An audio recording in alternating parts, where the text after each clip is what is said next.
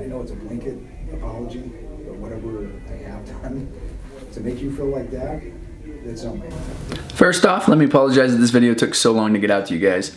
About a week overdue here, and I don't think I'll be releasing one immediately, but this one should be sufficient. In 2015, there was altercations between him and my team members where he'd call them fucking clowns. There was members that overheard him swearing and using sexual references. There was all kinds of instances that were brought to Steve's attention, and again, no repercussions. In October of 2015, Carter came into the administration office where I was working, looked around, called me a fucking faggot, and walked out.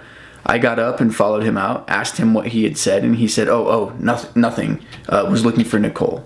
I immediately wrote down in my book that he had called me a fag, went and talked to Steve about this, and Steve assured me again it could not happen, and he would take care of it. Steve, on numerous occasions, had said Carter and I do not work well together, and that we have a good amount of conflict. He did nothing to intervene and nothing to help. And then in September of 2016, I finally reached out to Terry Goldman, Steve's boss. I told her about the harassment, I told her about the missed time cards, I told her about the smoking and the other issues going on. I told her I'd also reported these to Steve, and nothing was being done. She told me she'd need some time to work through it, and that's what I gave her. Fast forward to November 2016, I'm put on an action plan for not performing. Yet all my audit scores showed that I did perform and all my metrics were up to par. I was then held at a 90 instead of an 80. 80 was the company standard. I was held to a higher standard than what the company set as expectation. Later that same day, I received that voicemail from Carter Monty calling me a motherfucking cocksucking motherfucker. 1 week later, I reported it on the 15th of November to Steve and Terry in person. And I was told it was coachable behavior, it wasn't something they would fire someone over. And when I brought it up and I was just told that we wouldn't do anything about that, to me that's dead in the water. We won't do anything about it. Like, that wasn't exactly how the conversation went. Like, I get that that was your perception, but neither one of us ever said we're not doing anything about that. Yeah, I believe the correct wording was that's not something we would fire someone over, it's coachable. okay. Having reported it to them, according to the Code of Ethics from Lifetime, they needed to report it to HR immediately, as this was a harassment issue. I gave them till the 24th of November, which was Thanksgiving. I was locking up the club, and they did nothing. There was no sign of reporting it, there was no mention, there was no reach out to me. So I filed a formal HR complaint. I asked for help. I was explaining what was happening. I was saying that I wasn't getting the backing. After sending this email on the 24th, I was pulled into the office on the 28th and talked to for an hour and a half by Steve, where they had several different things to say, some of which were these. I've had a few people come to me asking me if they can apply for your job. Okay. And I said, well, David is in that role. And they said, well, we've heard that he is putting in his notice. I asked where it came from to try and nail the source down, and I just got random.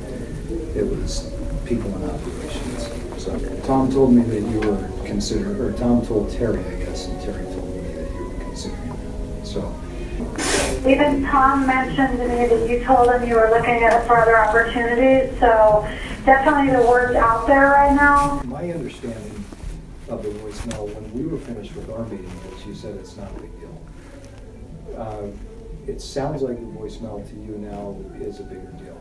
It was a big deal. What I decided it wasn't a big deal when Terry and you had decided that we would not do anything about it because it's not something we would fire someone over, we would coach because it was a coachable thing.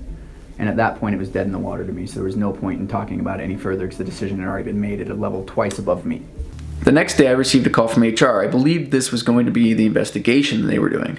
However, a 9-minute phone call conversation yielded this. There are issues that I've brought up before that weren't addressed, so I don't know about the resolve at a club level on some of it. Well, so, I mean, so he's smoking on company property? Yeah, he's smoking like within 2 feet out the back door, and then I also... When did that happen? Daily. Oh, recently. Okay, and you tell him to stop and he doesn't? Yeah, if I tell Carter to stop, I'm like, Carter, you can't smoke on You'd be ground. written up for that. When Steve says. You'd be put on final for that. There were threats, multiple threats. Just wait till I tell Steve. Just wait till I tell David. From Carter to my team on numerous occasions. There have been so many incidences not reported. This is just the tip of the iceberg. Thank you all for continuing to follow. Hit subscribe so you know when it comes out. I do apologize for the erratic releasing, but I promise it's all worth it in the end. I want you to know I respect and appreciate where you're coming from. And with all due respect, I haven't had a chance to talk to Carter about anything that we talked about when Terry was here because I've done nothing.